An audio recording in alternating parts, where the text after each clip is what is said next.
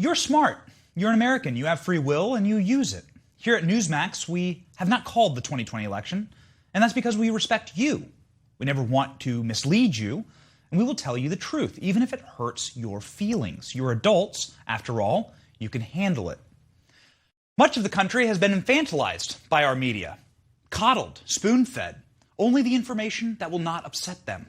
If they see or hear something that cracks their fragile worldview, you know what happens. Reality hits harder than anything. Hiding from it only worsens the blow. This coddling makes for a country of feeble, weak people, incapable of dealing with that reality.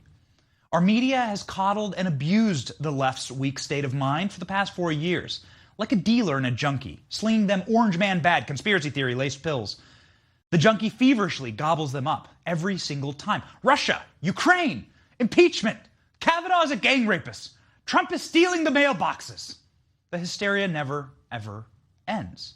The left intentionally created 4 years of chaos, abusing this nation and our most politically fragile population, until the weary junkie just wants the noise in their head to stop. That's exactly where we are now. It's no wonder the media was so willing to call states for Biden instantly on election night. The media has broken this junkie, and they needed a hit, a strong hit, and nothing is stronger than Joe Biden wins, orange man gone. It's exactly the hit they needed. Strong stuff. Strong enough to make a party of science. Party like a super spreader.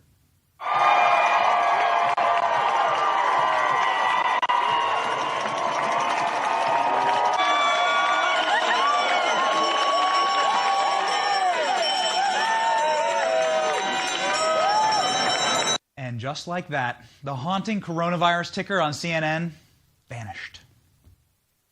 Look at that. One day, there and gone the next. I wonder what changed. What changed was the corporate media anointed Joe Biden as president-elect. President-elect. The office of president-elect. Have you ever heard this before? Have you ever seen this before? We searched the Getty archives.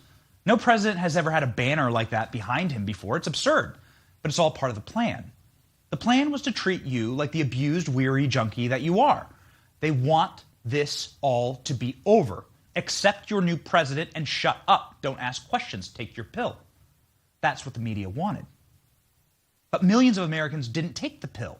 They're suspicious, bewildered. They watched as Joe Biden miraculously made up statistically insurmountable and mathematically illogical deficits in key swing states, days and days and days after the election was over. If you were listening, they told you exactly what was going to happen. Meet Josh Mendelson, CEO of Hawkfish, a data firm started by Mike Bloomberg. This far-left tech firm ran data for the DNC this election. Mr. Mendelson had a prophetic word in August as to exactly how this election would go.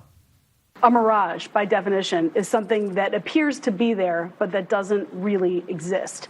And you have a model scenario called the red mirage. What does that mean? The reason we talk about a red mirage is, in fact, because we believe that on election night, we are going to see Donald Trump in a stronger position than the reality actually is. We are sounding an alarm and saying that this is a very real possibility, that the data is going to show on election night an incredible victory for Donald Trump. That is likely to be what we see when every legitimate vote is tallied and we get to that final day, which will be some day after Election Day. It will, in fact, show that what happened on election night was exactly that, a mirage. Trump would win? A miraculous victory on election night? And then Biden would win in the days after that? How are they so right? The answer is easy. Mail-in voting. Democrats have always wanted universal mail-in voting for decades. They've pushed bills for it, and this year they finally got it. The coronavirus gave them a perfect pretext. It is widely reported that mail-in voting is far more susceptible to fraud. We know that. Listen to Attorney General Bill Barr bristle at the idea of universal mail-in voting this summer on CNN. Which is the bipartisan commission chaired by Jimmy Carter and James Baker said back in 2009 that mail-in voting is fraught with the risk of fraud and coercion. There have been, in the newspapers, in networks, academic studies saying it is open to fraud and coercion. The only time the narrative changed is after this administration came in. But in spite of the risk, 100 million ballots were mailed out. A former colleague of mine living in Washington, D.C., received multiple ballots at his home for people who had not lived there for 6 years. How many times across the country did this happen? Horrifying. Horrifying. There's so much concern over potential election fraud and irregularities in Pennsylvania. 10 state attorney generals have filed a brief in support of lawsuits asking the Supreme Court to review the 3-day extension rule entirely. In Nevada, President Trump's legal team says that there are ballots cast in the name of dead people who no longer live and people who no longer live in the state. They also say that as many as 200,000 mail-in ballots did not have signature verification. In a sworn affidavit, a whistleblower in the Elections Department in Clark County, Nevada, says poll workers fabricated proof of residence for data for illegal votes.